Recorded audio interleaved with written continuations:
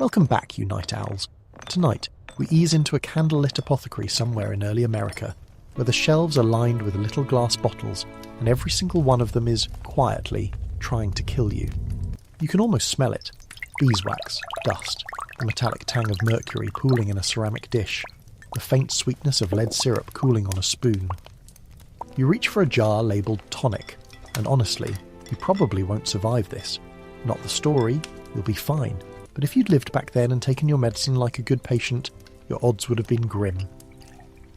For a couple of centuries, the line between medicine cabinet and poison cabinet was less a wall and more a suggestion, politely ignored by everyone holding a medical degree. Welcome to the Sleepy Historian channel. Don't forget to subscribe and like the video. So before you get comfortable, take a moment to like the video and subscribe, but only if you genuinely enjoy what I do here. And while you're settling in, drop your location and your local time down in the comments. I like knowing where in the world you're drifting off tonight. Now, dim the lights, maybe turn on a fan for that soft background hum, and let's ease into tonight's journey together. You're standing in your mind's eye in a small colonial town somewhere along the Atlantic seaboard, sometime in the 1700s. The street is unpaved, the air smells like wood smoke and horse, and the particular dampness of a New England autumn. And just ahead, a small wooden sign creaks on its hinges. Apothecary. You push open the door, and a bell tinkles somewhere above you, and the man behind the counter, round spectacles, ink-stained fingers, an expression of total professional confidence, greets you like you've just walked into the safest place in town. In a way, for its time, you had. This was the pharmacy, the emergency room, the paediatrician's office, and occasionally the funeral home's waiting room, all rolled into one modest storefront. What you need to understand, drifting through this scene, is that the people running these shops were not con artists. Not most of them, anyway. They believed in what they were selling with the same sincerity you'd bring to recommending a good cup of tea for a headache. Mercury, lead and arsenic weren't hidden in the shadows of medicine. They were the medicine, prescribed openly, dosed by weight, written into recipe books passed down through generations of physicians who had, quite literally, learned it from their teachers, who learned it from theirs, stretching back through centuries of European medical tradition. This is one mainstream historical fact worth sitting with for a moment. Heavy metal therapeutics were not fringe quackery in early America. They were the establishment, taught at the finest medical schools of the era, prescribed by the most respected doctors, including, as we'll get to later tonight, the doctors who treated the first president of the United States in his final hours. And yet, alongside the mainstream, there was always a stranger current running underneath. Here's your quirky tidbit for the evening.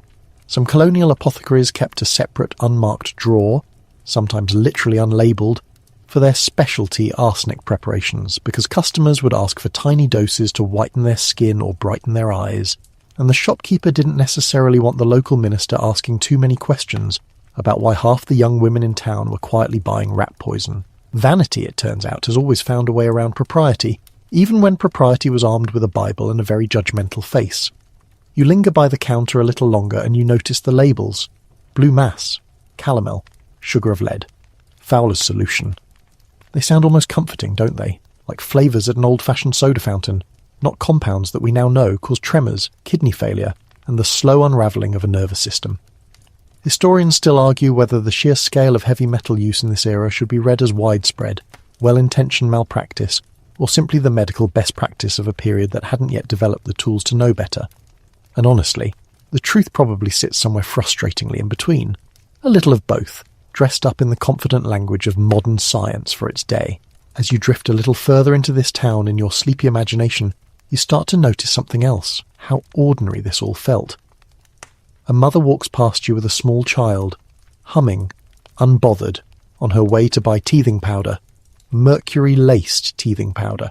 Something we'll spend a whole chapter on later tonight, so tuck that thought away like a pillow you'll come back to. A gentleman in a fine coat steps out of the shop ahead of you, having just purchased his weekly dose of calomel as a kind of general tune-up for his liver, the way you might grab a green juice today, except his tune-up was slowly and steadily poisoning him with mercury, one careful, doctor-approved dose at a time. There's a particular kind of dark comedy in all of this if you squint. Picture the modern equivalent. Your dentist recommending you gargle a light rinse of lead each morning, for the gums, and you nodding along, thanking him, because he went to a very good school and wore a very serious expression while saying it. That's essentially the energy of the colonial apothecary. Confidence dressed as competence, sincerity mistaken for safety, and a whole population trusting, reasonably, that the men in charge of their health knew what they were doing. Tonight, we're going to wander slowly through this world together. Not rushing, not judging too harshly, just watching, the way you'd watch a period drama unfold on a screen with the volume turned low. We'll meet Mercury first, the oldest of our three poisons, tracing it from ancient alchemists chasing immortality all the way to a young United States that inherited its reputation without necessarily inheriting the caution that should have come with it. We'll sit for a while with Lead, sweet and pale and deceptively gentle-looking, hiding in wine and candy and the powder on a lady's cheek. And we'll spend real time with Arsenic, the quiet one, the one that slipped into tonics and cosmetics under names so pleasant you'd never guess what they really were. We'll visit George Washington's deathbed, and the doctors who meant so well while doing so much harm. We'll walk through nurseries where paint chips look like sugar to a curious toddler. We'll follow patent medicine salesmen rattling their wagons down dirt roads, promising miracles in a bottle. We'll meet a handful of stubborn, quietly brilliant skeptics who suspected decades before anyone would listen that something in the medicine cabinet was wrong, and slowly, gently, the way any bedtime story should, we'll ease toward the turn of the century, toward regulation, toward the first cautious steps away from poison as prescription, and finally, toward tonight, toward your own medicine cabinet, and the quiet, almost comforting truth that echoes of all this still linger in ways you've probably never noticed. But that's later. Right now, you're still standing in that little shop, the bell above the door still faintly swinging, the apothecary already reaching for his ledger to write down your order, completely certain he's helping you. So let's follow him a little further back, past this shop, past this town, back across an ocean and several centuries, to where Mercury's story really begins, in the workshops of alchemists who believed, with their whole hearts, that this strange liquid metal was the key to eternal life. You drift now, gently, out of that colonial shop and further back in time, the way a dream slides from one scene into another without quite noticing the seam. The light changes. You're somewhere older now, a stone workshop, maybe in medieval Europe, maybe further east, in China, centuries before that, where Mercury first earns its strange, contradictory reputation, a substance capable of both healing and killing, sometimes in the very same afternoon. Mercury is unlike anything else in the natural world, and that alone made it irresistible to ancient minds. It's the only metal that's liquid at room temperature, silver and shimmering, pooling and beading like something almost alive. You can imagine how it must have looked to someone in the 3rd century BCE, someone without a periodic table or a toxicology textbook, watching this strange substance slide across a table and refuse to be pinned down. It looked magical. It looked, frankly, immortal. And that's exactly the conclusion more than one powerful person reached. Here's your mainstream historical fact for this stretch of the journey. Qin Shi Huang, the first emperor of a unified China, consumed mercury pills for years in his quest for eternal life, believing the metal's strange, undying liquid nature might transfer some of that immortality to him. It did not work out the way he hoped. Historians generally agree that his mercury consumption likely contributed to his death around 210 BCE, at a comparatively young age, poisoned slowly by the very thing he believed would save him. And in a detail that sounds almost too poetic to be true, his enormous tomb, the one guarded by that famous army of life-size terracotta soldiers, is believed to contain rivers and seas of liquid mercury, modelled after the real rivers of his empire, a final glittering monument to an obsession that killed him. You let that image settle for a moment. An entire underground kingdom of poison, built to chase a promise that was never going to be kept. Mercury's reputation travelled, as ideas do, along trade routes, and through the hands of alchemists who weren't so different from today's biohackers, honestly, restless, curious people convinced that with the right combination of ingredients, they could cheat the ordinary limits of the human body. In medieval and Renaissance Europe, alchemists became fascinated with mercury for a different but related reason. Not just immortality, but transformation. Mercury seemed to sit at some mysterious threshold between metal and life itself, and alchemists believed that if they could just understand it well enough, They might unlock the secret of turning base metals into gold, or curing any disease under the sun.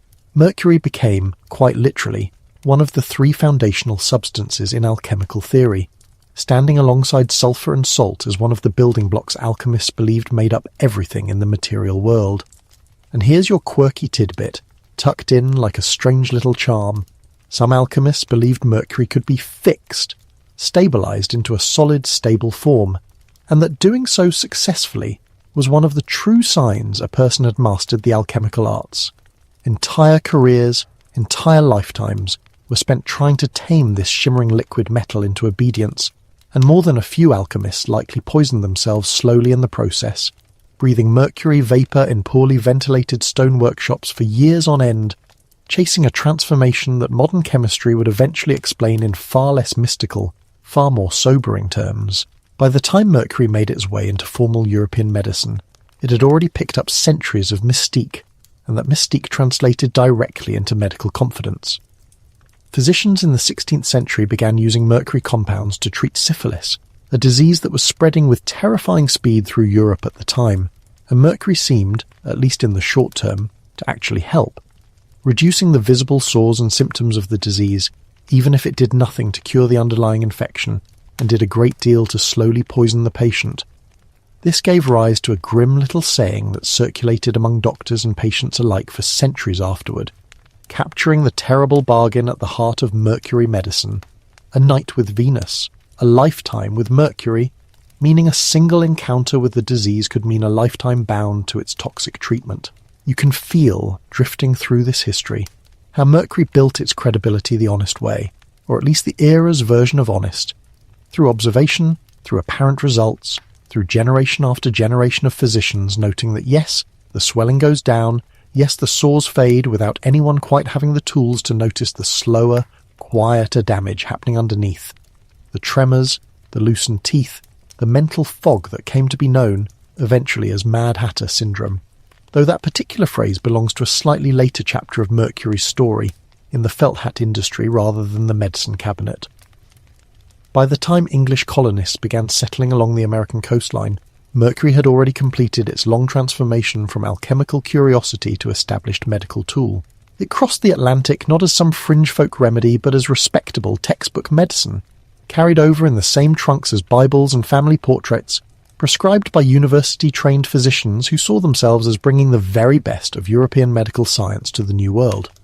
Historians still argue whether this transatlantic transfer of mercury-based medicine should be understood primarily as medical progress, bringing organised, scientific treatment to colonies that had previously relied more heavily on folk remedies, or as a kind of unfortunate inheritance, importing centuries of toxic habit, along with genuinely useful knowledge, tangled together so tightly that colonial doctors had no real way to separate the two.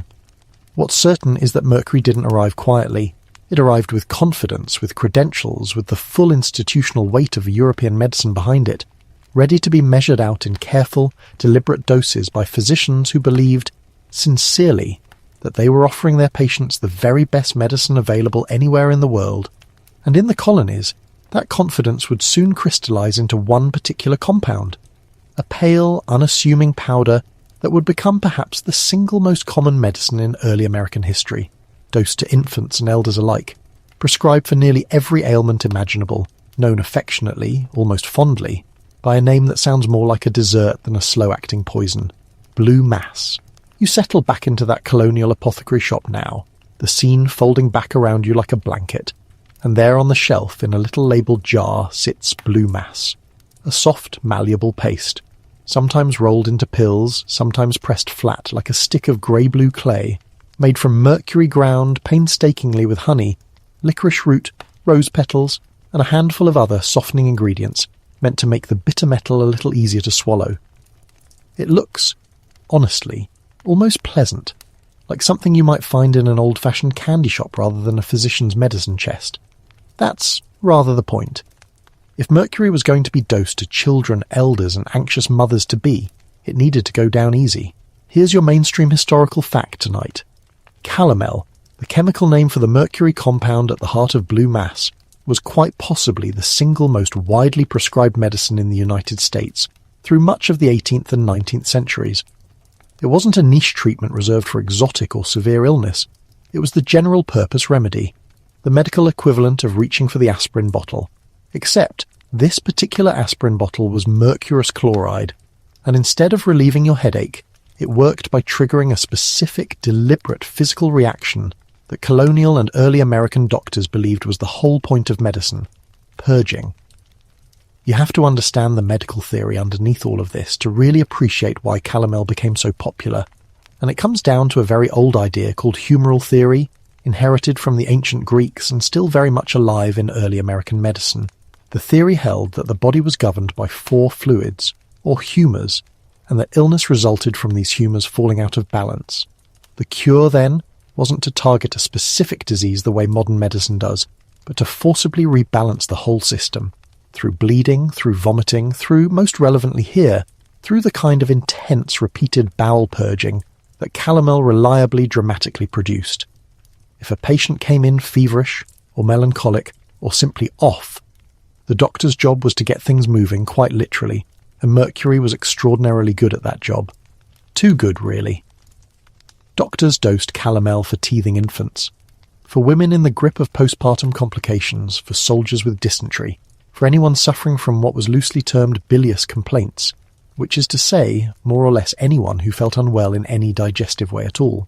The standard doses used by American physicians in this era, especially in the early 19th century, were often shockingly high by any modern measure, sometimes 10, 20, even 30 grains at a time, repeated across multiple days of treatment, an amount of mercury that would alarm any toxicologist today, delivered with the calm professional confidence of a man adjusting your pillow. And here's a slightly quirky, lesser-known tidbit worth tucking away. The visible sign that a calomel treatment was working properly, by the standards of the day, was something called tyolism, excessive drooling and salivation, sometimes gallons of saliva produced over the course of treatment, along with swollen, painfully sore gums and loosened teeth.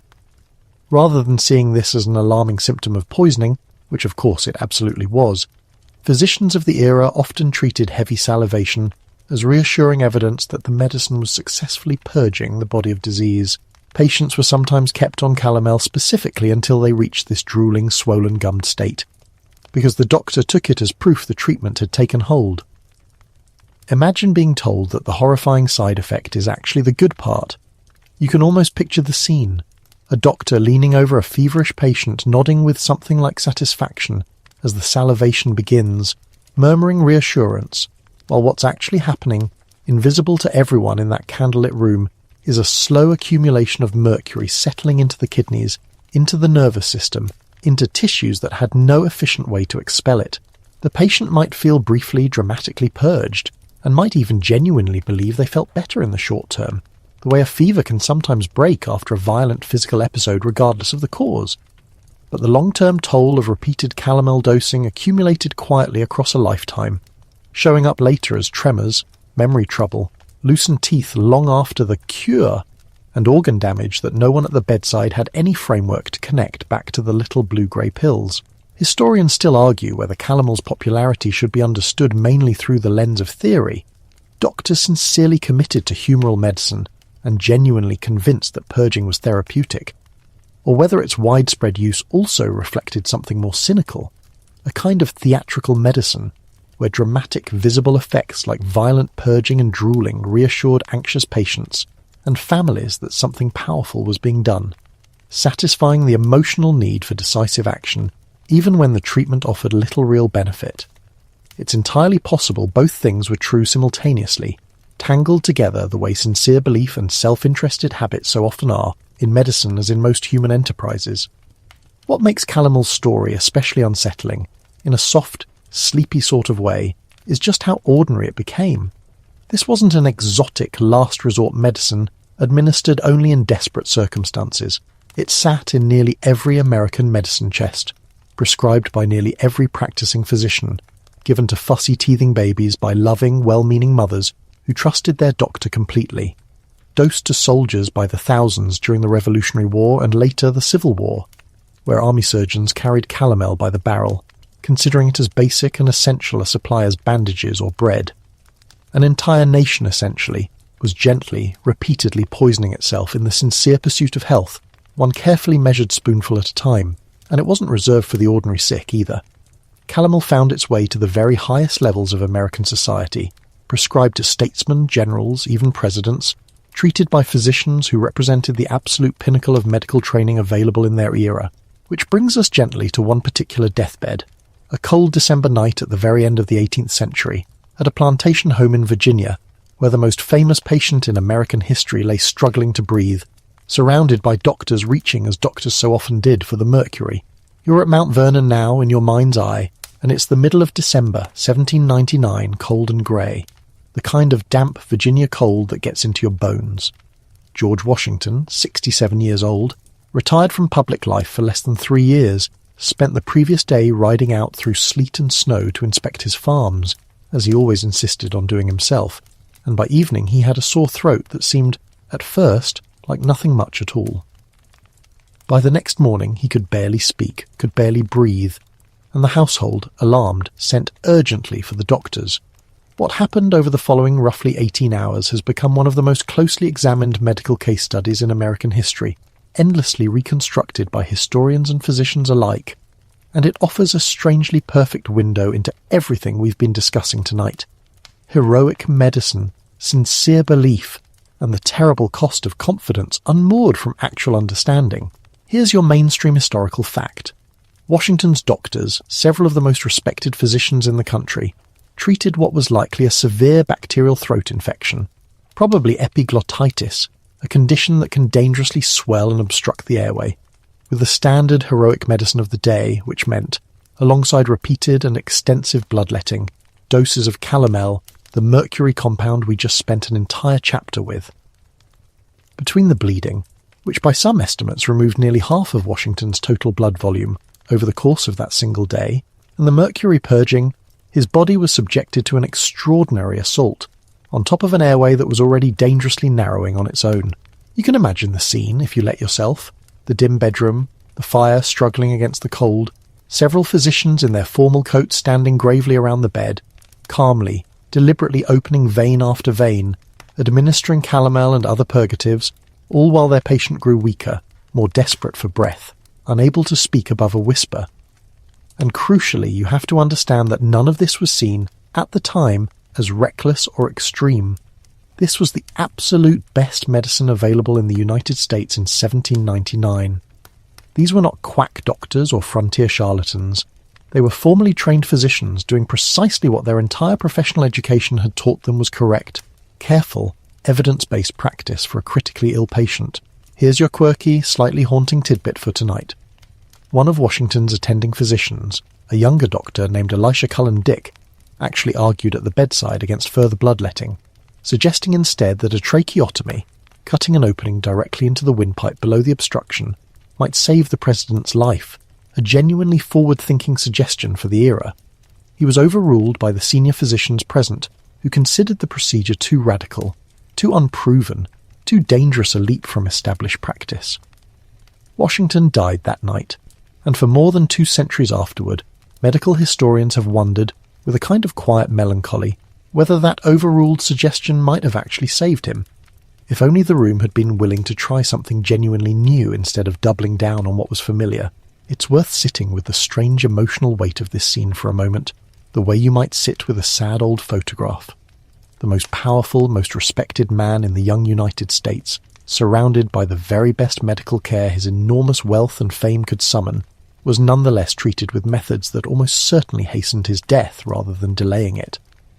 There's no villain in this story, really. No malice. Nothing to be angry at in the traditional sense. Just a group of sincere, well-trained professionals doing exactly what the medical consensus of their era told them was right. At the bedside of a man they clearly, genuinely wanted to save. Historians still argue over the precise cause of Washington's death, and exactly how much the treatments themselves contributed versus the underlying illness, and that debate will probably never fully resolve, since we can't exactly run a modern autopsy on a case more than 200 years old. But the broader lesson sits there regardless, quiet and a little chilling. Even the absolute pinnacle of available medical care, applied by the most respected practitioners of the day to the most important patient imaginable, still meant bloodletting and mercury because that's simply what the best medicine looked like in that particular moment in history. It's tempting, lying here in the dark listening to this, to feel a little smug about how far we've come, and fair enough, we have come remarkably far.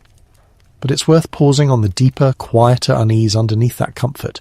Every era believes its medicine is the good medicine, the modern medicine, the medicine that has finally moved past the primitive mistakes of the past. Washington's doctors certainly believed that. They saw themselves not as heirs to superstition, but as practitioners of Enlightenment-era rational science, drawing on the latest European medical texts, applying careful, systematic principles rather than folk remedy or guesswork. And in a strange, sobering way, they were right, by the standards available to them. The mistake wasn't carelessness. The mistake was believing with total sincerity that they already understood enough. You drift a little, thinking about that, about confidence and knowledge not always arriving together, about how a person or an entire profession can be diligent, careful, well-meaning, and still catastrophically wrong, simply because the tools to know better hadn't been invented yet. Washington's death didn't slow the use of calomel or heroic bloodletting. If anything, both practices continued largely unchanged for decades afterward, prescribed to ordinary Americans in farmhouses and city townhomes with the same confidence that had surrounded that Mount Vernon deathbed. Mercury's reign in American medicine was nowhere near finished, but there was another metal, just as common, just as trusted, waiting quietly on shelves and in wine bottles and cosmetic jars across the young nation, a softer, sweeter poison, one that didn't announce itself with drooling and swollen gums, but slipped in instead disguised as sugar. You drift now toward a different kind of room. Not a sick bed, not an apothecary, but a dining table, candle-lit, glasses of wine catching the light, laughter, the particular warmth of a household entertaining guests. And sitting quietly on that table, unnoticed, is our second poison of the evening, one that never announced itself with drama the way Mercury did. No dramatic drooling, no violent purging. Lead worked slowly, sweetly, almost gently, which in some ways made it far more dangerous, because nobody at that table had any reason at all to be afraid of it. Here's your mainstream historical fact to settle into.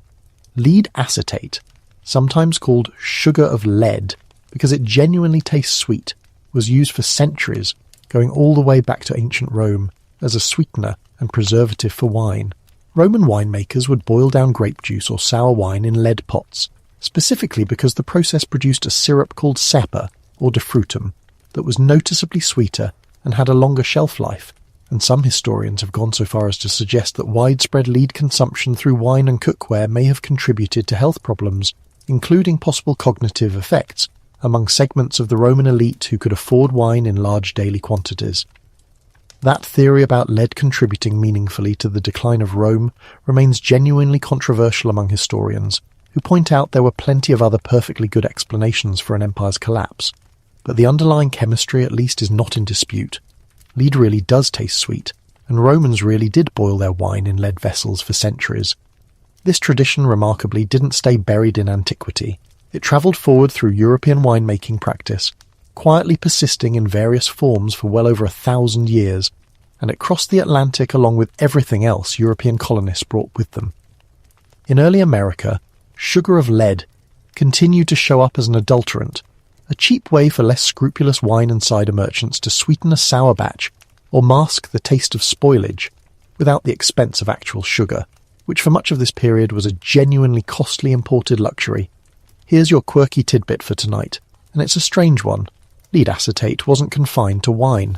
It showed up in various forms in candy making too, particularly in the colouring and glazing of sweets, where lead-based pigments produced bright, appealing colours that natural ingredients simply couldn't match at the time. Bright yellow and red candies in particular were sometimes coloured using compounds containing lead, or, in some documented cases, even more alarming ingredients, sold to children at fairs and markets by vendors who had absolutely no framework for understanding what they were handing out along with the sweetness. The very thing that made a candy visually appealing, that vivid, saturated colour, was sometimes the exact thing quietly poisoning the child eating it. You can sit with the almost cruel irony of that for a moment. A substance chosen specifically because it made food more pleasurable, more visually appealing, more affordably sweet, turning out to be one of the most insidiously damaging poisons available, precisely because it worked by being pleasant rather than repulsive. Nobody spits out something that tastes sweet. Nobody hesitates over a beautifully coloured candy. Lead's real danger, across its long historical run, was never that it announced itself as poison. It was that it disguised itself thoroughly and successfully as something desirable. Beyond food and drink, lead worked its way into early American life through an almost bewildering number of everyday channels. Lead pipes and cisterns, following a long European tradition, carried drinking water into wealthier homes, with the word plumbing itself descended from plumbum, the Latin word for lead. Pewter tableware, a lead tin alloy, held food and drink in countless colonial households, especially among families who couldn't afford silver but wanted something nicer than plain wood or clay. Lead-based paints coated furniture, toys, and increasingly over the following century the walls of American homes, a topic we'll spend real time with shortly, and cosmetically, as we'll also explore soon, lead found its way directly onto human skin, layered on as a whitening powder meant to convey wealth, delicacy, and fashionable pallor. Historians still argue whether early Americans had any meaningful awareness that lead exposure caused health problems, and the honest answer seems to be a frustrating sort of. Some physicians and tradesmen, particularly those working directly with lead in occupational settings like painting and plumbing, noted a pattern of symptoms among lead workers: colic, weakness, a particular kind of pallor, sometimes tremors or mental confusion in severe cases, that came to be loosely known as painter's colic or dry gripes. But this occupational awareness, real as it was among certain tradesmen and a handful of observant physicians, rarely translated into any broader public understanding that lead in everyday household items, wine, cookware, cosmetics, paint, might be causing the very same quiet damage, just delivered more slowly, more diffusely, harder to trace back to any single obvious source. This gap between the specific occupational recognition of lead's dangers and the near-total public blindness to lead's presence in ordinary domestic life is, in some ways, the real story of lead poisoning in early America. It wasn't ignorance exactly, not in the sense of nobody knowing anything at all. It was a strange, partial, fragmented kind of knowledge, enough awareness among lead workers and a few sharp-eyed doctors to generate real concern in specific contexts, but nowhere near enough coordinated understanding to connect the dots across an entire society's daily habits. And so lead kept flowing, quietly, sweetly, into wine glasses and candy jars and drinking water, and soon enough, into the very walls and nurseries where American children took their first unsteady steps. You find yourself now in a nursery, soft candlelight, a rocking cradle, the particular hush of a sleeping household, and the walls around you are painted a lovely creamy shade of white, the kind of paint that was, by the 19th century, considered a mark of refinement and cleanliness in a proper American home. It looks warm, it looks safe, and it is, quietly, one of the most dangerous rooms this entire story will take you through tonight. Here's your mainstream historical fact. White lead, chemically known as lead carbonate, was for centuries the dominant white pigment used in house paint, valued because it produced a wonderfully opaque, durable, brilliantly white finish that natural alternatives simply couldn't match. By the 19th and into the 20th century, lead-based paint coated the walls, window frames, cribs, and furniture of countless American homes, marketed enthusiastically by paint manufacturers as durable, washable, and, in one of history's more darkly ironic advertising choices, specifically wholesome and family-friendly. Some paint companies even ran advertisements explicitly featuring babies and toddlers, associating their lead-heavy products with cleanliness, purity, and good parenting, entirely unaware, or in some later cases increasingly unwilling to admit, the harm hiding in every can. You have to picture the physical reality of this to really feel the quiet horror underneath it. Lead paint dries into a surface that, over time, chalks and flakes, especially on windowsills, door frames, and crib rails, precisely the surfaces small children instinctively touch, gnaw, and mouth as they explore the world with their hands and teeth the way toddlers always have. And here's the particularly cruel detail.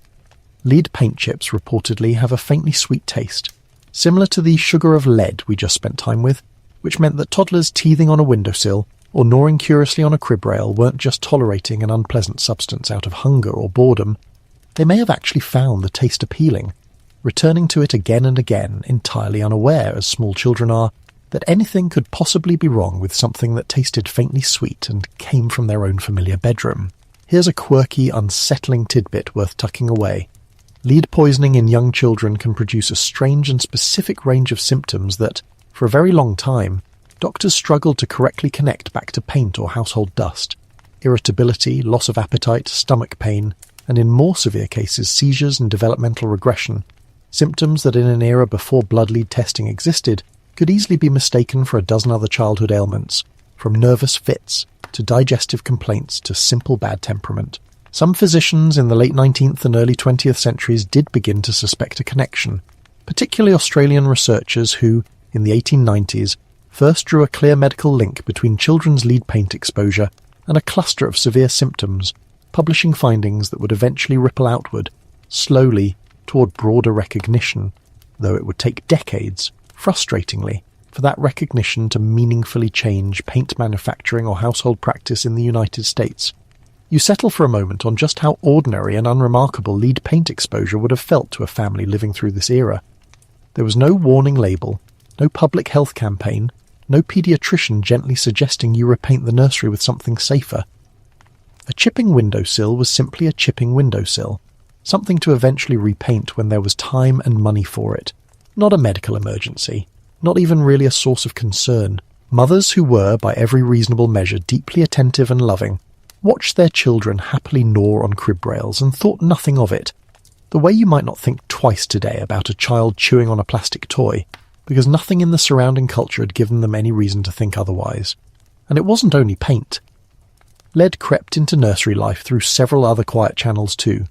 Pewter baby cups and spoons, lead-glazed ceramic dishware, even some early rubber teething items manufactured with lead-based compounds, all added their own small continuous contribution to a young child's total exposure, layering on top of whatever lead already lingered in the household's water, wine, or candy.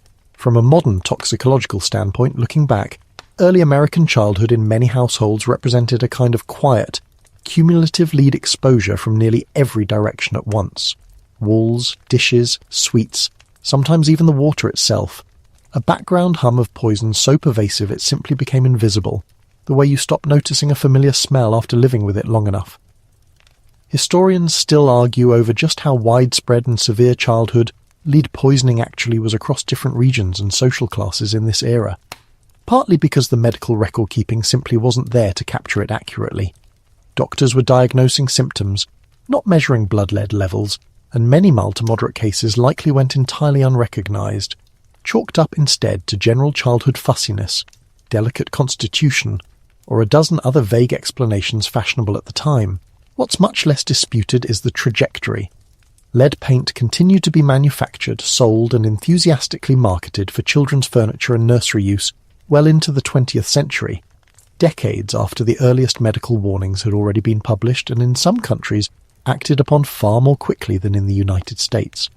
There's something quietly sobering about lingering here in this soft candle-lit nursery, knowing what you now know. The room isn't sinister. Nobody in it means any harm. It's simply a space where an entire society's blind spot happened to concentrate itself around the smallest, most vulnerable people in the household, wrapped in paint chosen specifically because it looked clean, pure, and wholesome. And lead wasn't finished there either, because just down the hall, in front of a small mirror, a different lead-based product waited too, one applied not to windowsills but directly onto skin, in the deliberate, hopeful pursuit of beauty. You drift down that hallway now gently, toward the small mirror we just mentioned, and you find a woman there, seated at a modest dressing table, carefully applying a pale white powder to her face with a soft cloth. The candlelight catches the powder as it settles into her skin, smoothing her complexion into something fashionably porcelain, fashionably delicate, fashionably pale. The beauty standard of an era that prized skin untouched by sun, by outdoor labour, by anything that might suggest a woman spent her days working rather than being cared for. What she's applying, more often than not in this period, is some variation of a lead-based cosmetic, and she has absolutely no reason to suspect it might be dangerous. Here's your mainstream historical fact for tonight. Lead-based face powders and paints, sometimes known by names like Venetian ceruse, had been used across Europe for centuries by the time American colonists and later early Americans adopted similar cosmetic traditions, prized specifically for the smooth, pale, almost porcelain-like finish they produced on skin, a look strongly associated with aristocratic leisure and femininity. This wasn't some obscure or shameful practice, whispered about in hidden corners. It was, for long stretches of this history, an openly fashionable, socially respectable beauty routine among women who could afford it, recommended and sold quite openly by merchants who marketed these products with the same enthusiastic confidence you'd expect from any beauty industry, in any era, right up to today. You can picture how this must have felt from the inside sitting at that dressing table. Not a beauty compromise, not something to feel guilty or uncertain about, but simply the standard, sensible way a woman of means presented herself to the world. The powder went on smooth, it covered imperfections beautifully, it lasted through a long evening, and it delivered exactly the pale, refined look that fashion of the era so consistently demanded. From a purely practical, in-the-moment standpoint, it worked wonderfully. That was unfortunately rather the problem. A product that worked this well, this reliably, gave absolutely no outward sign of the slow damage happening underneath the very skin it was meant to beautify. Here's a quirky and genuinely unsettling tidbit for you tonight. Some historians and cosmetic scholars have suggested that repeated long-term use of lead-based face powder could create a kind of self-reinforcing cosmetic trap. Chronic lead exposure through skin absorption is understood, from a modern toxicological standpoint, to potentially damage skin over time, sometimes producing exactly the kind of dullness, blemishes or irritation the powder was originally applied to hide, which meant a woman experiencing early skin damage from her lead cosmetics might respond, quite reasonably from her own perspective, by applying yet another careful layer of the very same lead-based powder to conceal the new imperfections, worsening her underlying exposure while sincerely believing she was simply perfecting her appearance. It's a genuinely eerie little cycle to sit with in the dark, the poison creating the very problem that convinced its victim to apply more of it. Beyond the powder itself, lead crept into the broader cosmetic landscape of the era in other quiet ways too. Some hair dyes marketed to men and women alike, particularly those promising to gradually darken greying hair, used lead acetate as their active ingredient, applied repeatedly over weeks to slowly shift hair colour through direct sustained scalp contact, a slower, subtler cousin to the face powders, but working through essentially the same dangerous chemistry. Certain eye cosmetics and some especially fashionable beauty washes, marketed for smoothing and whitening skin, also occasionally contained lead compounds, layered onto a beauty culture that, across this entire period, simply hadn't developed any meaningful framework for asking what its most popular products were actually made of, let alone whether those ingredients might be harming the very people applying them daily. Historians still argue over exactly how widespread lead cosmetic use actually was among ordinary early American women, as opposed to a wealthier, more fashion-conscious minority, partly because cosmetic use of any kind carried a certain social stigma in some more conservative communities and religious traditions of the era, meaning documentation is patchier and more regionally uneven than you might expect. What does seem broadly agreed upon is that lead cosmetics were far more common and far more socially accepted among women of means in port cities and fashionable urban centres than among rural farming families, for whom store-bought cosmetics of any kind, lead-based or otherwise, remained a genuine luxury well out of reach for most of this period. There's a particular kind of quiet sadness in sitting with this image for a moment. The pursuit of an entirely understandable, entirely human goal, wanting to look and feel attractive, wanting to meet the beauty expectations of your era, turned by pure chemical bad luck into a slow, invisible source of harm. Nobody sitting at that dressing table was being reckless or vain in any way that deserves judgment. She was doing precisely what her culture told her was sensible, respectable self-care, using products sold to her by respectable merchants, following beauty standards set by respectable fashion, all built quietly on top of a metal that, as we've already spent real time discussing tonight, nobody yet fully understood the danger of.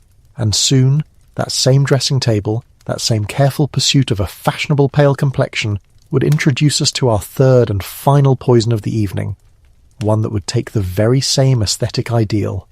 Pale, delicate, almost translucent skin and chase it even further through a substance with a much darker, much more deliberately sinister reputation, waiting just beneath its polite medical name, arsenic. You settle now into the 19th century proper, a little later, a little more familiar feeling.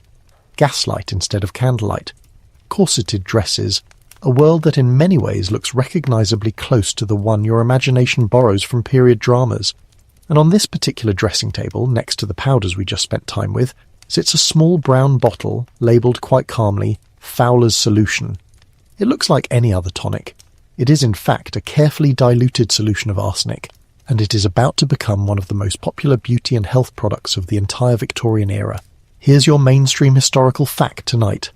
Fowler's Solution, developed by an English physician named Thomas Fowler in the late 18th century, was a 1% solution of potassium arsenite, originally formulated as a general tonic and fever remedy, and it went on to become one of the longest-running, most widely prescribed medicines in the history of Western medicine, remaining in official pharmaceutical use, remarkably, well into the 20th century. It was prescribed for an almost bewildering range of complaints: anemia, skin conditions, asthma, even certain cancers in later decades, administered in small, carefully measured drops, diluted in water, taken daily, sometimes for months or years at a stretch, by patients who trusted their physicians completely and had no reason at all to associate this pleasant, mild-tasting tonic with the same substance used, in slightly different form, to kill rats. That's really the strange central truth of arsenic's story in this era, and it's worth sitting with for a moment. Everybody already knew arsenic was a poison. That wasn't some hidden secret revealed later by clever scientists. Arsenic's reputation as a lethal substance, a favourite of poisoners in mystery novels and real criminal cases alike, was already well established by the time Fowler's Solution became fashionable, and yet that very reputation didn't stop the substance from being sold, quite openly, as a health and beauty tonic, because the guiding medical logic of the era held, with real conviction, that dose was everything, that a small enough, carefully diluted enough amount of even the deadlier substance could become therapeutic rather than harmful. This wasn't entirely unreasonable as a general principle. It's actually closer to how modern pharmacology thinks about many medicines. The trouble was that early physicians simply didn't have the tools to accurately measure the slow, cumulative toll of repeated small doses over months and years, the way we can today. Here's your quirky tidbit for tonight, and it's a genuinely striking one. Arsenic consumption in small, regular doses was believed, by a surprising number of people in this era, not just to be safe, but to actively produce a glowing, healthy-looking complexion, clearer skin, and even a certain plumpness and vitality, leading to the emergence of so-called arsenic eaters, particularly documented among peasant communities in parts of Styria, in the Austrian Alps, who reportedly consumed measurable quantities of arsenic regularly, building up what they believed, and what some Victorian-era observers genuinely seemed to confirm, was a kind of tolerance that allowed them to handle doses that would be lethal to an unaccustomed person, all while supposedly enjoying rosier cheeks and improved stamina for physically demanding mountain labour. Modern toxicologists remain understandably sceptical of just how much arsenic these communities were truly consuming and how reliable the historical accounts really are, but the reports themselves became genuinely famous across Europe and America, feeding directly into the broader Victorian fascination with arsenic as a beauty and vitality aid rather than purely a danger to be avoided. You can feel how naturally this fed into the beauty culture we were just exploring at that dressing table. If pale, luminous, almost translucent skin was the fashionable ideal, and if arsenic was widely believed to produce exactly that kind of complexion, then a small daily dose of a carefully diluted arsenic tonic must have felt, to a fashionable Victorian woman, less like courting danger and more like following sensible, doctor-endorsed beauty advice. Not so different from a modern person taking a daily vitamin or supplement in pursuit of clearer skin. The marketing, when arsenic beauty products eventually appeared more openly under their own name later in the century, leaned directly into this framing, promising complexion improvements, weight gain for fashionably fuller figures, and a general sense of vitality, all through a few careful drops a day. Of course, underneath this pleasant, fashionable surface, arsenic was doing exactly what arsenic does, slowly and cumulatively, interfering with cellular processes throughout the body, gradually damaging the liver and kidneys, and in cases of prolonged heavy use, producing a grim and instantly recognizable set of physical signs. Patchy skin discoloration, hardened patches on the palms and soles known as a senescal keratosis, and in severe, long-standing cases, a distinctive darkening of the skin in some areas alongside pale depigmented patches in others, a condition sometimes referred to informally, and rather unpleasantly, as raindrop pigmentation because of its scattered spotted appearance. None of this happened quickly enough in the moderate doses most fashionable arsenic tonic users were consuming to obviously connect back to the pleasant little bottle on the dressing table, especially since the earliest visible effects of chronic low-dose arsenic exposure could genuinely look, for a while, like exactly the clear, luminous complexion the tonic was marketed to produce. Historians still argue over how many Victorian-era deaths and chronic illnesses should ultimately be attributed to fashionable, medically sanctioned arsenic use like Fowler's solution, since arsenic's symptoms overlapped so heavily with a range of other common illnesses of the era, and formal toxicology as a rigorous forensic science was only just beginning to develop the tools needed to detect and measure arsenic reliably in human tissue. What's much clearer is the sheer scale of exposure. Arsenic wasn't a rare, exotic substance carefully hidden away in this era. It was manufactured, sold, and consumed on an industrial scale, and soon, as we're about to see, it would move well beyond tonics and medicine bottles, woven directly into the everyday fabric, wallpaper, and beauty products that surrounded Victorian households on every side. You leave that Victorian dressing table behind now, and the scene shifts to something noisier, dustier, more open. A dirt road cutting through farmland, a covered wagon rattling toward you, brightly painted, hung with banners and bottles that clink and rattle with every bump in the road. A man stands atop the wagon as it rolls into the town square, arms spread wide, voice carrying easily across the gathering crowd, and he's about to sell you a miracle. This is the patent medicine salesman, one of the great, colourful, faintly tragic figures of 19th century American life, and his wagon is, quite often, a rolling pharmacy of exactly the three poisons we've spent tonight exploring. Here's your mainstream historical fact. The patent medicine industry exploded across America through the 19th century, an enormous, largely unregulated marketplace of tonics, elixirs, bitters, and cure-alls sold directly to the public without any requirement to disclose ingredients, prove effectiveness, or demonstrate safety in any meaningful way. These products were sold everywhere, from travelling wagon shows and medicine tents to ordinary general stores, and later, through elaborate mail-order catalogues, and their marketing leaned heavily on dramatic, sweeping promises. Cures for consumption, for female complaints, for weak nerves, for practically any ailment a customer might name. Many of these tonics, when later analysed, turned out to contain exactly the ingredients we've spent tonight getting to know: mercury, lead, and arsenic, often alongside generous quantities of alcohol and, not infrequently, opium, which perhaps explains why so many customers swore with total sincerity that the tonic really did make them feel better, at least for a little while. You can picture the whole performance vividly if you let yourself. The salesman's rehearsed, rhythmic patter, the small crowd gathering, curious and hopeful, in a town that likely had no resident physician and precious few other medical options available at all. For rural Americans scattered across vast distances from the nearest trained doctor, these travelling salesmen and their mail-order successors weren't some optional novelty. They represented, quite often, the only accessible medical care available, and the confident theatrical certainty of the sales pitch offered something genuinely valuable in its own right. Hope, reassurance, the feeling of finally doing something about a frightening illness, in an era with painfully few reliable alternatives on offer. Here's your quirky tidbit for tonight, and it's a memorable one. Many of these tonics carried wonderfully theatrical names designed to sound both scientific and mysteriously powerful, names promising vitality, restoration, vigour and rejuvenation, often invoking exotic locations or invented medical-sounding terminology to lend an air of sophisticated legitimacy. Some products marketed specifically to women leaned into soothing, gentle-sounding branding, while quietly containing significant amounts of arsenic or mercury, marketed as treatments for the vague, catch-all Victorian diagnosis of female complaints or nervous exhaustion, conditions broad and poorly defined enough that virtually any symptom could be folded into them, and virtually any tonic could be marketed as a plausible cure. What's particularly striking, looking back at this entire industry, is just how skillfully these salesmen tapped into real, sincere desperation. A mother watching her child suffer from a mysterious wasting illness, a farmer battling chronic pain that kept him from working his fields, a young woman struggling with symptoms nobody around her seemed able to properly explain. These weren't foolish people being tricked by an obviously suspicious con artist.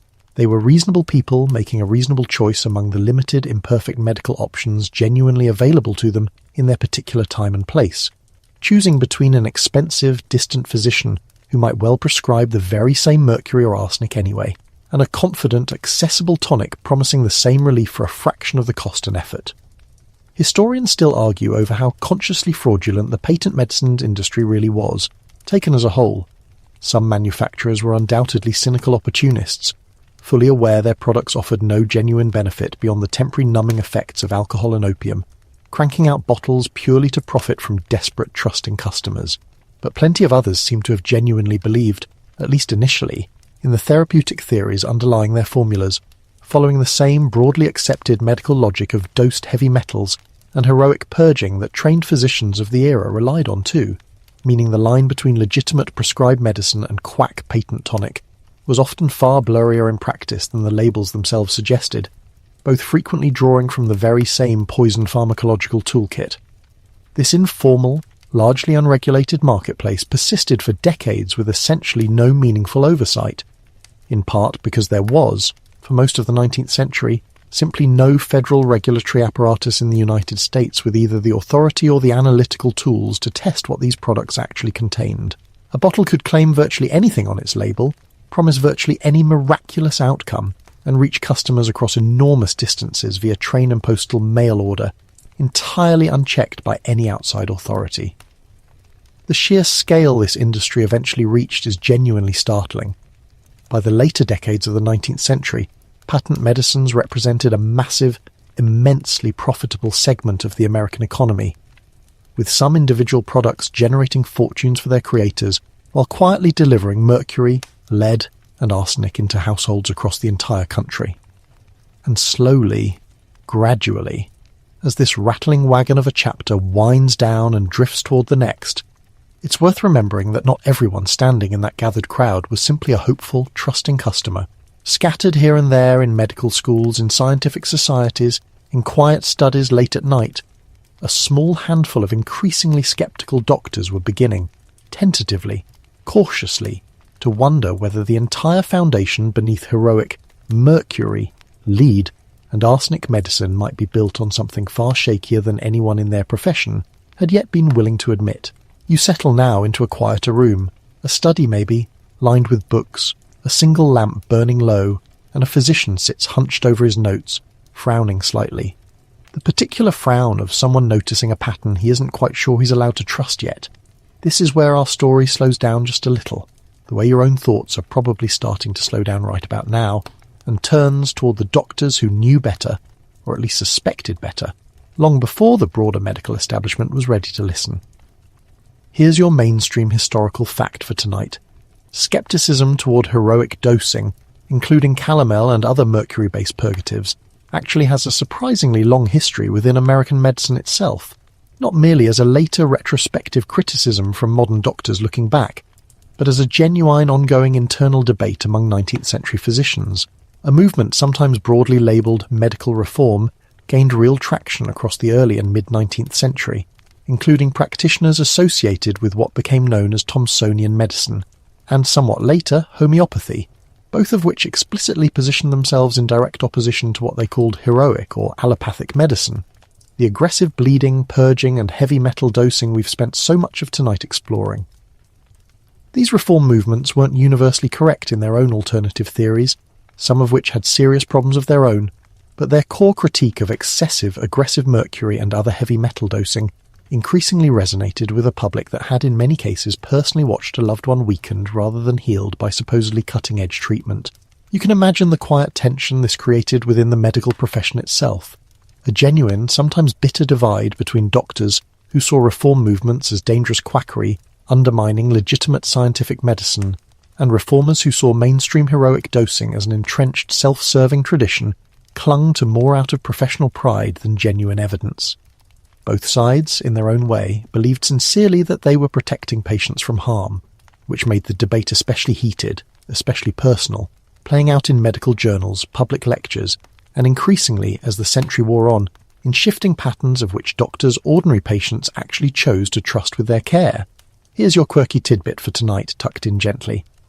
One of the clearest early voices of caution came from Oliver Wendell Holmes Sr., and a physician and prominent Harvard medical professor, and delightfully also the father of the future Supreme Court Justice of the same name, who in 1860 delivered a now famous address expressing serious skepticism about much of contemporary medical practice, including a memorably blunt line suggesting that if most of the current pharmaceutical arsenal was sunk to the bottom of the sea, it would be all the better for humanity and considerably worse for the fish. Holmes wasn't some fringe outsider making this critique. He stood squarely within the medical establishment, respected and well-credentialed, which made his willingness to voice such pointed skepticism all the more striking and all the more difficult for his colleagues to simply dismiss as uninformed nonsense. What's especially interesting, sitting with this quiet chapter of the story, is how gradual and uneven this shift towards skepticism really was. This wasn't a single dramatic moment where medicine suddenly, collectively realized mercury and heroic dosing were dangerous. It unfolded slowly, through individual physicians noticing troubling patterns in their own patients, through published case reports raising uncomfortable questions, through the slow, patient accumulation of clinical observation that gradually, unevenly, began nudging portions of the profession toward more cautious, more conservative dosing practices, well before anyone had the chemical tools to definitively prove exactly why the caution was warranted. Some of this early caution came from remarkably close personal observation. Physicians who spent years treating patients with calomel began noticing, and eventually documenting, the disturbing long-term dental and gum damage, the tremors, the cognitive changes that seemed to cluster among patients with the heaviest, most prolonged mercury exposure, connecting dots that had simply never been formally tracked before, because nobody had previously thought to look for a pattern linking successful treatment to a slow-building collection of troubling symptoms appearing months or years later. Historians still argue over how much credit these individual skeptical voices genuinely deserve for eventually shifting American medical practice, versus how much the real credit belongs to slower, broader structural changes, the gradual professionalization and standardization of medical education, the eventual rise of germ theory later in the century fundamentally reshaping how doctors understood disease in the first place, and eventually the development of genuinely rigorous toxicology as its own dedicated scientific field. It's entirely likely that both forces mattered, working together rather than in isolation. Individual doctors raising uncomfortable questions created just enough cultural space and professional permission for the larger, slower structural shifts to eventually take hold and reshape practice more broadly. What's genuinely moving, thinking about this quiet, unglamorous chapter of medical history, is imagining what it must have felt like to be one of these early skeptical voices, watching your own professional colleagues confidently continue a practice you'd grown to suspect was doing real harm, with no definitive proof yet available to back up your growing unease, no diagnostic test to point to, nothing but pattern, observation, and a nagging, persistent discomfort that something wasn't right. That takes a particular, quiet kind of courage, the sort that rarely gets remembered with statues or grand historical narratives, built instead from years of careful clinical notes and uncomfortable conversations with colleagues who simply weren't ready yet to hear it. And as this slow tide of medical doubt kept gradually rising through the middle decades of the 19th century, it ran alongside a growing body of confused, troubling clinical observations that doctors were beginning to notice but couldn't yet properly explain. Patients presenting with strange chronic symptoms that resembled known diseases just closely enough to be diagnosed as something else entirely, while the true, quiet cause sat hidden in plain sight, dosed daily from a bottle the very same doctors had confidently prescribed. You drift into a sick room now, softly lit, a young woman propped up on pillows, pale, thin, coughing gently into a handkerchief, and a doctor sitting beside her bed, nodding gravely, writing consumption into his notes. This is, in many ways, the emotional heart of tonight's slow, quiet unravelling, because what you're looking at, more often than anyone at the time could have possibly guessed, might not be tuberculosis at all. It might be mercury, it might be arsenic, it might be lead, and nobody in that room has any way of telling the difference. Here's your mainstream historical fact. 19th century medicine relied almost entirely on visible, external symptoms to diagnose disease, since the tools we now take completely for granted, blood tests, imaging, laboratory toxicology screening, simply didn't exist yet in any meaningful clinical form. A patient presenting with fatigue, weight loss, digestive trouble, tremors, or mental confusion would be diagnosed based on the overall pattern of symptoms matched against the known diseases of the era. And chronic heavy metal poisoning, unfortunately, mimicked an enormous range of those known diseases with remarkable, cruel precision. Consumption, or tuberculosis, was an obvious candidate given its association with wasting, weakness, and pallor. So was hysteria, a catch-all diagnosis applied overwhelmingly to women, encompassing everything from genuine neurological symptoms to simple emotional distress, frequently including exactly the kind of tremors, mood changes, and nervous complaints that chronic mercury or lead exposure can actually produce. So was neurasthenia, a fashionable late 19th century diagnosis describing a kind of generalized nervous exhaustion, again capturing symptoms that overlap remarkably well with slow, heavy metal poisoning. You can feel the quiet tragedy folded into this diagnostic overlap if you sit with it for a moment. A patient suffering the genuine physical effects of chronic mercury exposure from repeated calomel treatment might present with exactly the fatigue, tremor, and cognitive fog that got them diagnosed with nervous exhaustion. And the treatment prescribed for that diagnosis might very well involve, yes, more mercury, more calomel, deepening the exposure that was actually causing the symptoms in the first place, in a genuinely awful feedback loop that nobody in the room had any way of recognizing, because recognizing it would have required a conceptual leap nobody yet had the tools to make. Here's your quirky tidbit for tonight, and it's a genuinely eerie one. Some medical historians examining 19th century case records retrospectively have suggested that a meaningful, though impossible to precisely quantify, number of documented consumption deaths, particularly among wealthier patients who had access to more frequent and more aggressive medical treatment, may actually represent cases of chronic heavy metal poisoning misdiagnosed as tuberculosis, precisely because the wasting, the pallor, the weakness looked so similar on the surface, and precisely because wealthier patients, ironically, tended to receive more frequent doses of the very medicines that might have been quietly poisoning them. In a strange, dark twist, greater access to the best care available may in some documented cases have actually correlated with greater cumulative heavy metal exposure, meaning the patients most able to afford aggressive medical treatment were sometimes, paradoxically, at greater risk from that very treatment. Women in particular bore a disproportionate share of this diagnostic confusion, largely because of how broadly and dismissively female symptoms tended to be categorized in 19th century medicine. The catch-all diagnosis of hysteria absorbed an enormous, genuinely diverse range of real physical symptoms under a single vague gendered label, symptoms that today would prompt a doctor to investigate a dozen different possible causes, including, quite plausibly in many historical cases, chronic exposure to arsenic cosmetics, lead face powder, or mercury teething remedies given during childhood.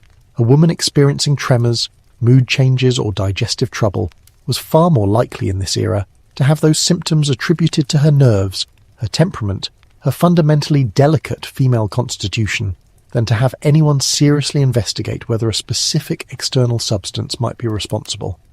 Historians still argue over exactly how large this hidden layer of heavy metal-caused illness, misdiagnosed as something else, actually was across the broader population, and honestly, given the limitations of the surviving historical record, we may simply never have a precise answer. What's much less disputed is the underlying mechanism that made this kind of confusion not just possible, but genuinely likely. Heavy metal poisoning doesn't announce itself with a distinctive, easily recognizable signature, the way, say, a broken bone does.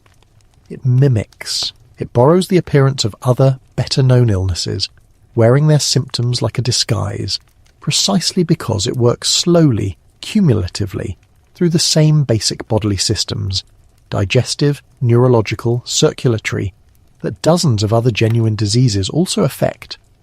There's something quietly haunting about imagining all those sick rooms scattered across 19th century America, filled with patients diagnosed with consumption, or hysteria, or nervous exhaustion, treated with sympathy and genuine medical concern, their doctors doing everything within their power and understanding to help, while the true cause sat, invisible and unnamed, in a medicine bottle on the nightstand or a powder box on the dressing table just a few feet away. Nobody in that room was being negligent by the standards of their time. They simply lacked a framework, a diagnostic category, a conceptual box labelled chronic heavy metal poisoning, into which these symptoms could have been sorted, and so the symptoms went instead into whatever boxes were already available, however imperfect the fit. And this same pattern of hidden, misdiagnosed exposure extended well beyond the sick room, following a different but related population into an entirely different setting. Not homes and bedrooms this time, but factories and mines, where the exposure wasn't accidental or diffuse at all, but concentrated daily and directly tied to a person's livelihood. You move now into a louder, harsher space. The clang and hiss of a 19th century factory floor, the smell of hot metal and chemical fumes, rows of workers bent over their tasks in dim, poorly ventilated rooms. This is a different kind of exposure than everything we've explored tonight so far, less accidental, less hidden in ordinary domestic life, and more direct, concentrated, and tied inseparably to a person's daily labour. If the sick room and the nursery represented poison hiding quietly within respectable everyday life, the factory represented something closer to poison as an accepted, almost unavoidable cost of doing a particular job. Here's your mainstream historical fact for tonight. Workers in lead-related trades, including painters, plumbers, and especially those employed in lead smelting, refining, and white lead paint manufacturing, developed a recognised occupational illness pattern well documented by 19th century physicians, commonly referred to as painter's colic or plumbism, characterised by severe abdominal pain, constipation, muscle weakness, and in advanced cases, a distinctive blue-grey line along the gums and eventually partial paralysis, most famously affecting the wrist and hand muscles in a condition sometimes called wrist drop. Unlike the diffuse, hard-to-trace poisoning happening quietly in ordinary households, occupational lead poisoning among tradesmen was, relatively speaking, well recognised within the medical community of the time, precisely because the pattern was so concentrated and so consistently associated with a specific identifiable occupation. You can picture the grim, matter-of-fact acceptance that surrounded this reality. A young man apprenticing as a house painter or entering work at a lead smelting operation would likely have understood, at least in general terms, that his chosen trade carried real physical risk, the way a miner understood the dangers of cave-ins or a sailor understood the dangers of the sea. It wasn't hidden information exactly. It was simply treated as an accepted, almost unavoidable cost of that particular livelihood, an occupational hazard to be endured rather than a wrong to be corrected, in an era with essentially no meaningful workplace safety regulation of any kind protecting labourers from their employers' working conditions.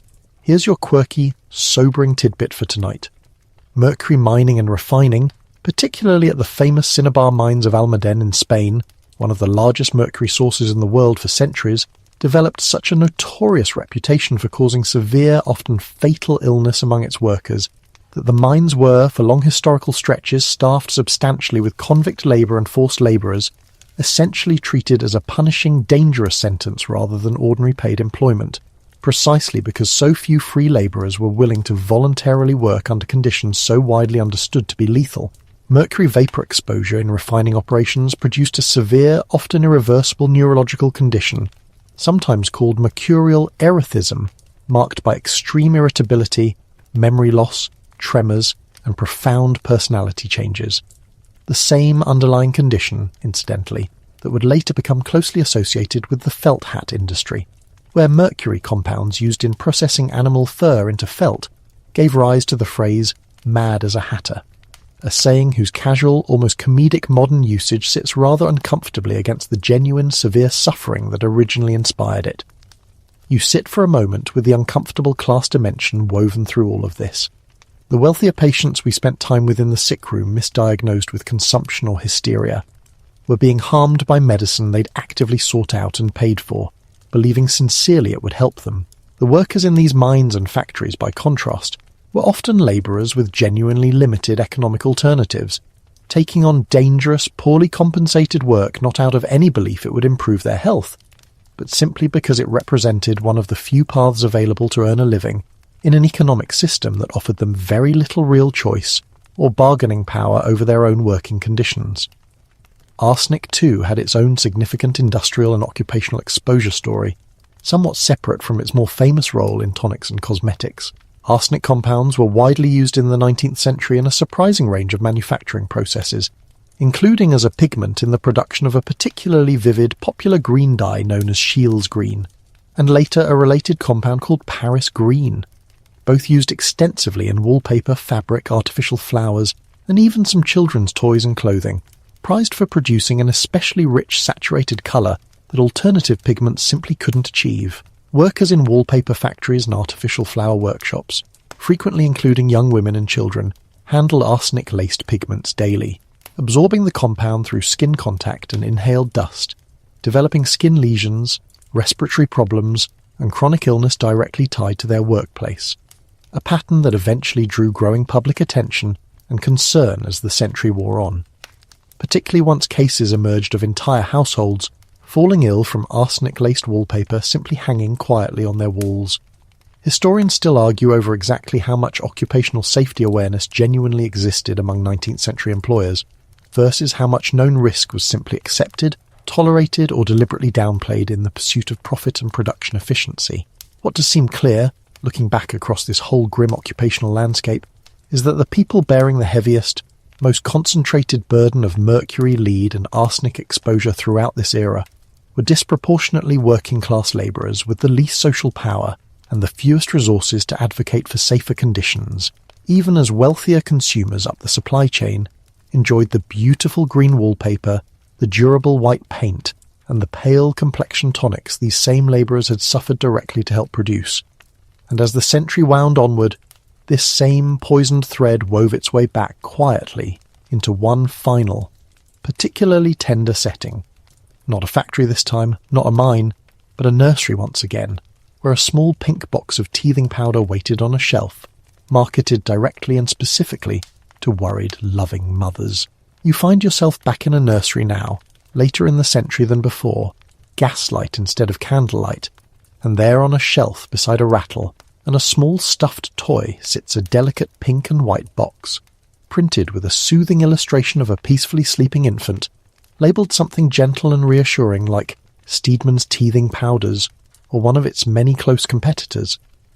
A tired, worried mother reaches for it in the middle of the night, her baby fussy and feverish with the very ordinary, very miserable process of cutting new teeth, and she measures out a careful dose, trusting completely in the soft, comforting packaging and the doctor's recommendation that came along with it. Here's your mainstream historical fact for tonight.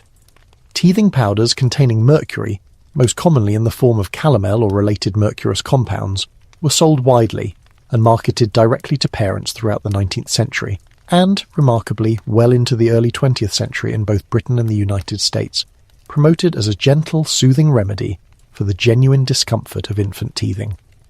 These products were often marketed by well-established, seemingly respectable pharmaceutical companies, sold in ordinary shops and pharmacies alongside completely benign baby products, wrapped in exactly the kind of soft, reassuring, pastel-coloured packaging you'd expect from any trusted infant product then or now. You can feel how completely reasonable it must have seemed, from inside a tired, worried parent's perspective, to reach for one of these boxes. Teething is a genuinely difficult, exhausting experience for both baby and parent, marked by real discomfort, disrupted sleep and sometimes fever, and a product explicitly marketed as a gentle, doctor-recommended solution, sold openly in respectable shops, carried an obvious, powerful appeal. No warning label suggested any danger. No packaging hinted that the active ingredient was the very same mercury compound we've already spent considerable time exploring tonight, quietly connected to tremors, kidney damage, and severe neurological harm in adults, let alone in the developing bodies of infants who are, as we now understand far more clearly than 19th century physicians did, considerably more vulnerable to heavy metal toxicity than fully grown adults. Here's your quirky, particularly haunting tidbit for tonight. Repeated mercury exposure in infants and young children from these teething remedies is now understood by medical historians to have been a significant, if historically under-recognized, cause of a condition called acrodynia, sometimes known by the evocatively unsettling nickname pink disease. characterized by painful pink or red swelling in the hands and feet, intense irritability, sensitivity to light, excessive sweating, and in severe cases developmental regression, symptoms that for decades were treated as a mysterious illness of unknown cause, occurring seemingly at random among otherwise healthy infants, with doctors genuinely puzzled about what might be triggering such a strange, specific and frightening cluster of symptoms in babies who, from every visible standpoint, seem to be receiving loving, attentive, medically conventional care. It would take a remarkably long time, well into the 20th century, for physicians to definitively connect acrodynia to mercury exposure, and the eventual breakthrough owed a great deal to painstaking clinical detective work, gradually piecing together the pattern across many individual cases before the underlying mercury connection became widely accepted within mainstream pediatric medicine. Even after that connection was established, mercury-containing teething powders continued to be manufactured and sold in some markets for a genuinely surprising length of time afterward, a sobering reminder of just how slowly institutional and commercial practice can shift, even once the underlying medical science has become reasonably clear. You sit with the particular emotional weight of this chapter for a moment, because there's something especially tender and difficult about it, more so perhaps than any other part of tonight's story. Every parent reaching for that pink and white box was acting purely out of love, out of a completely understandable desire to soothe a suffering child, following exactly the kind of trusted, doctor-endorsed advice any responsible parent of the era would have sought out. There's no carelessness to find fault with here, no shortcut being cut, no corner being carelessly ignored. Just ordinary devoted parents doing precisely what they'd been told was right, using a product marketed with genuine, if catastrophically misplaced, warmth and reassurance. Historians still argue over exactly how many documented and undocumented cases of infant mercury poisoning from teething powders occurred across this long period, since acrodynia's symptoms, much like the adult heavy metal poisoning we explored earlier tonight, could plausibly be mistaken for other childhood illnesses in an era before reliable laboratory testing existed to confirm the underlying cause. What's clear, looking back with the sobering benefit of modern toxicological understanding, is that an entire generation of infants across multiple countries was routinely exposed to a genuinely dangerous neurotoxin, delivered directly into their mouths by loving parents, sold to those parents by trusted pharmaceutical companies, all wrapped in packaging specifically designed to feel gentle, safe, and reassuring. This particular chapter, more than almost any other tonight, captures something essential about the whole sprawling story we've been slowly working through together. The danger here was never really about carelessness or ignorance in any simple dismissive sense. It was about an entire system: medical training, pharmaceutical manufacturing, trusted brand packaging, sincere parental love, all quietly, unknowingly aligned around a substance that everyone involved genuinely believed was helping. And it would take, as we're about to explore, a slow, difficult combination of scientific breakthroughs, public scandals, and finally hard-won regulation to begin unwinding a system this deeply, sincerely mistaken. You settle now into the closing decades of the 19th century, the pace of the world around you quickening slightly, laboratories brighter and busier, microscopes and chemical apparatus appearing on desks that a generation earlier held only ledgers and prescription books. Something is shifting, slowly, unevenly, but genuinely, in how medicine understands itself. And this is the chapter where that shift finally begins gathering real, undeniable momentum. Here's your mainstream historical fact for tonight.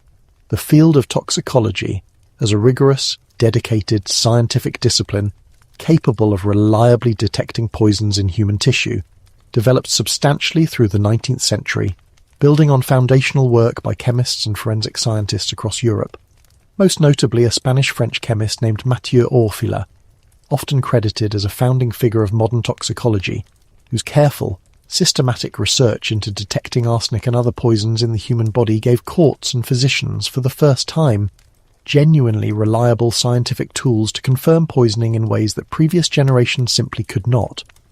This mattered enormously, not just for solving criminal cases, but for slowly, gradually building the broader scientific and legal framework needed to eventually recognize chronic low-dose poisoning as a real, measurable, medically significant phenomenon rather than a vague, unprovable suspicion. You can imagine how genuinely transformative this must have felt within the scientific community, even if the change rippled outwards slowly rather than arriving all at once. For centuries, the question of whether a particular illness or death had been caused by poison rested almost entirely on circumstantial reasoning, behavioural suspicion, and educated guesswork. Suddenly, chemists had methods capable of actually detecting specific poisons directly in tissue and bodily fluids, transforming poisoning from a matter of suspicion and argument into a matter of demonstrable, replicable, scientific fact, at least in the more dramatic cases of acute poisoning that first drew forensic attention. Here's your quirky tidbit for tonight, and it's a genuinely dramatic one. Several highly publicised criminal poisoning trials across 19th century Europe and America, in which forensic chemists successfully used new arsenic detection methods to secure convictions, captured enormous public fascination, turning figures like Orfila into something close to celebrities and dramatically raising general public awareness of arsenic's dangers in a way that decades of quieter medical caution simply hadn't managed to achieve. It's a strange, slightly wry historical irony worth sitting with for a moment. It took sensational criminal trials and newspaper coverage of deliberate, malicious poisoning to meaningfully shift public consciousness about a substance that had been quietly, accidentally poisoning far larger numbers of people through entirely legal tonics, cosmetics, and wallpaper the whole time. This growing forensic sophistication around arsenic detection gradually rippled outward into broader public health awareness too. As the century progressed, a series of genuinely alarming public scandals began accumulating, drawing sustained press attention in ways individual medical case reports never quite managed on their own. Reports of entire families falling seriously ill in homes decorated with arsenic-laced green wallpaper began circulating widely in newspapers, particularly following well-documented cases in Britain where investigators traced mysterious, persistent illness directly back to arsenic compounds slowly releasing from wallpaper into household air, especially in damp conditions that allowed certain moulds to metabolize the arsenic into an even more dangerous airborne form. These stories, dramatic and genuinely frightening, did far more to shift ordinary public opinion than any amount of quiet clinical caution from individual skeptical physicians had managed across the preceding decades. Alongside this rising public alarm, a broader consumer protection and public health movement was gathering real strength across both Europe and America, driven partly by growing scientific understanding, but also significantly by investigative journalism exposing the shocking, largely unregulated contents of food, medicine, and household products. Writers and journalists began publishing detailed, carefully researched exposés revealing exactly what ordinary consumer products actually contained, generating genuine public outrage and growing political pressure for meaningful regulation in a media and cultural environment increasingly receptive to exactly this kind of consumer protection message, following decades of slowly accumulating scientific and forensic groundwork. Historians still argue over which single factor deserves the most credit for finally shifting American attitudes toward heavy metal use in medicine, cosmetics, and household products. Whether it was primarily the forensic scientific breakthroughs, the dramatic public scandals and press coverage, the quiet decades of internal medical skepticism we explored earlier tonight, or the broader progressive-era political movement toward consumer protection and government regulation more generally. The honest, if slightly unsatisfying answer is almost certainly that all of these forces reinforced one another, building slowly across decades until they finally reached a kind of critical mass, a tipping point where continued casual use of mercury, lead, and arsenic in everyday consumer products became genuinely difficult to defend, publicly or scientifically, in a way it simply hadn't been difficult to defend a generation or two earlier. There's something quietly satisfying drifting through this particular chapter, in watching the slow, patient accumulation of scientific tools, public scandal, and stubborn individual skepticism finally start to bend the arc of this long story towards something safer. Nothing about this shift happened quickly, and nothing about it happened cleanly or all at once. As we're about to explore, meaningful regulation would take real time to arrive, and even once it did arrive, it came reluctantly, incompletely, fought over fiercely by industries with obvious financial interests in preserving the comfortable, profitable status quo. But the direction, at least, had finally, genuinely begun to shift, carrying this whole long, slow story gently, gradually toward its final chapters. You arrive now at the turn of the 20th century, the scene around you shifting into something almost recognizable. Electric light instead of gas, typewriters clacking somewhere in the distance, government offices with actual clerks and actual filing cabinets. The early architecture of the modern regulatory state slowly, reluctantly assembling itself.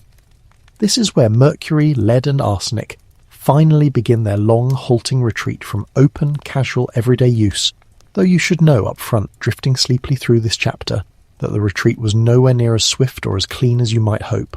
Here's your mainstream historical fact for tonight. The United States Pure Food and Drug Act, passed in 1906, represents the first major federal legislation requiring truthful labeling of ingredients in food and medicine, sold across state lines, driven substantially by public outrage following investigative journalism exposing shocking, previously hidden conditions in food processing and unregulated medicine manufacturing. This landmark law didn't ban mercury, lead or arsenic outright, but it required, for the first time at the federal level, that products containing certain dangerous substances actually disclose that fact clearly on their labelling, a modest-sounding requirement that nonetheless represented a genuinely enormous shift from the completely unregulated, anything-goes marketplace that had defined patent medicines and household products for the entire preceding century. You can feel how significant, and yet how frustratingly incomplete, this first step really was. Simply requiring honest labelling didn't stop manufacturers from continuing to include mercury, lead, or arsenic in their products. It simply meant customers finally had, at least in theory, the basic information needed to make a more informed choice, assuming they understood the significance of those chemical names printed on a label, which, given how slowly public health education spreads, plenty of ordinary consumers still didn't fully grasp for years afterward. Genuine outright bans and stricter safety standards for many of these substances would take considerably longer to arrive, unfolding gradually across subsequent decades, rather than through any single decisive legislative moment. Here's your quirky, slightly bittersweet tidbit for tonight. Calomel, that mercury-based blue mass medicine we spent real time with earlier tonight, remained in some official American pharmaceutical reference guides, and continued to see at least occasional prescribed medical use well into the 20th century, gradually fading from routine practice not primarily through dramatic regulatory banning, but through the slower, quieter process of medical education, simply moving on, newer, better understood treatments becoming available, and successive generations of physicians simply training in different methods, until eventually Calomel's use dwindled naturally into rarity, and then eventually obscurity, rather than being definitively outlawed in one clean historical moment. Lead's retreat followed a similarly gradual, frustratingly incomplete path, particularly in the case of lead paint. Even after growing scientific evidence throughout the early 20th century increasingly confirmed the serious dangers of childhood lead exposure, the United States lagged notably behind several European countries in restricting lead-based paint, with some European nations moving to limit or ban lead in interior paints as early as the 1920s, decades before the United States finally implemented federal restrictions, which didn't arrive until 1978, an astonishingly late date when you sit with it, meaning American children continued growing up in homes with lead-painted walls and windowsills for the better part of an entire additional half-century after the fundamental danger had already become reasonably well established in the scientific literature. Historians still argue over exactly why the United States lagged so significantly behind other nations on lead paint regulation specifically, with explanations ranging from the sheer political and economic influence of the lead and paint manufacturing industries, which lobbied vigorously and effectively against restriction for decades, to broader cultural and political factors around the pace and scope of American regulatory government more generally, particularly during the early 20th century when federal regulatory authority over consumer products remained considerably more limited and contested than it would eventually become. Whatever the precise mixture of causes, the practical human consequences sobering to sit with, meaningful regulatory protection, once the underlying danger was scientifically clear, still took the better part of an additional lifetime to actually arrive. Arsenic's story followed its own gradual uneven path too. Fowler's solution and related arsenic tonics slowly fell out of routine medical use across the early 20th century, not primarily through dramatic banning, but as newer, better understood, and genuinely more effective medicines gradually replaced them across most of the specific conditions arsenic had once been prescribed for. Arsenic-based pigments in wallpaper and fabric declined more directly. Driven by that combination, we explored last chapter of forensic scientific clarity, dramatic public scandal, and shifting manufacturing practice, fading from common household use across the late 19th and early 20th centuries, as safer synthetic dye alternatives became increasingly available and increasingly preferred by manufacturers eager to avoid the growing public association between their products and household illness. What emerges, looking back across this whole long, uneven regulatory chapter, isn't a single triumphant moment of correction, a tidy historical turning point where enlightened modern science finally swept away centuries of poisoned superstition in one decisive stroke. It's something slower, messier, and honestly more true to how meaningful change actually tends to unfold in the real world. Gradual, incomplete, contested at every step by entrenched financial interests, arriving unevenly across different substances and different countries, driven by an uneasy, shifting combination of genuine scientific progress and stubborn political and economic resistance. And even now, having traced this long retreat all the way to the edge of a living memory, quiet echoes of this entire story still linger in ways you've probably never thought to notice, in your own home, tonight, as you finally drift off to sleep. You find yourself at last back in something close to the present, or at least close enough to it that it feels familiar, comfortable, like slipping back into your own bed after a long night's wandering through candlelit rooms and dusty factory floors. And here, in this final quiet chapter, it's worth sitting gently with a soft, slightly strange truth. Mercury, lead and arsenic never fully vanished from human life. They simply receded, mostly, into narrower, more carefully controlled corners, leaving behind faint, lingering echoes that occasionally still surface, quietly, in ways that might genuinely surprise you. Here's your mainstream historical fact to close on tonight. Lead paint, though banned for residential use in the United States since 1978, still lingers in the walls of many older homes built before that date, meaning lead paint exposure, particularly through old, deteriorating paint dust, remains a genuine, actively monitored public health concern in certain older housing stock, even today, decades after the substance's original heyday. Similarly, lead pipes, remarkably, still carry drinking water into a meaningful number of older homes and municipal systems across the country, a genuinely direct, tangible thread connecting your own modern kitchen tap all the way back to those Roman lead cisterns we mentioned right at the very start of tonight's journey. You can sit with the strange, quiet continuity of that for a moment, letting your eyes grow heavier as you do. The specific dangers have narrowed enormously. The scale of exposure has dropped dramatically, and the scientific understanding and regulatory oversight protecting you today would have seemed like pure magic to that colonial apothecary we visited all the way back in our very first chapter tonight. And yet the underlying elements themselves, mercury, lead and arsenic, are still simply part of the natural world, still turning up in carefully limited, carefully monitored traces in certain fish, in certain older water systems, in certain imported cosmetics and folk remedies that occasionally still surface in customs seizures and public health warnings even now. A soft, persistent reminder that vigilance, however much better resourced today than it once was, never really becomes entirely unnecessary. Here's your final quirky tidbit for tonight, a gentle one to drift off on.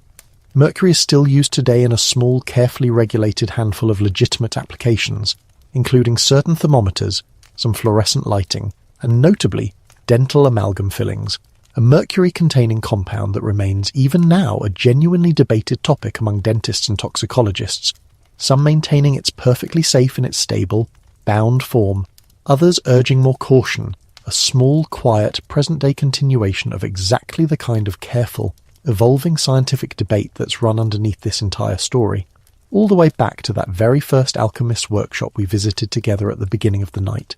Historians still argue, and probably always will, over how to properly weigh this whole long story, whether to read it primarily as a slow, ultimately triumphant tale of scientific progress steadily overcoming ignorance, or as a more sobering cautionary reminder of how easily confident, well-credentialed institutions can cause real, sustained harm while sincerely believing they're helping.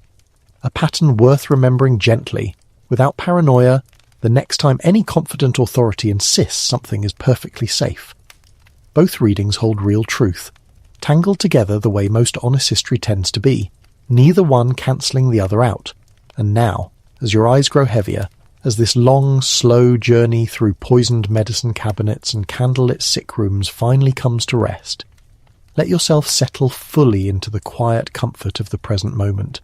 You're safe, here, now, in your own bed, under your own blankets, far removed from Calomel and Fowler's solution and lead-laced wine, wrapped instead in nothing more dangerous than soft cotton and the gentle hum of whatever fan or quiet sound is keeping you company tonight. The apothecary's bell has gone silent.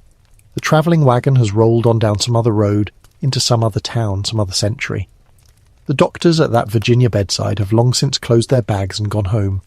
All of it settles now, gently, into the soft, distant blur of history. Nothing more than a story, a slow, sleepy story, drifting further and further away from you with every breath you take. Let your shoulders soften. Let your breathing slow. There is nothing left to remember, nothing left to worry over, nothing left to do at all tonight except rest. The candles are out. The house is quiet.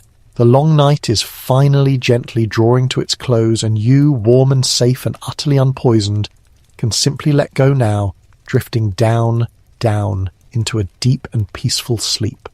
End of script. Sweet dreams.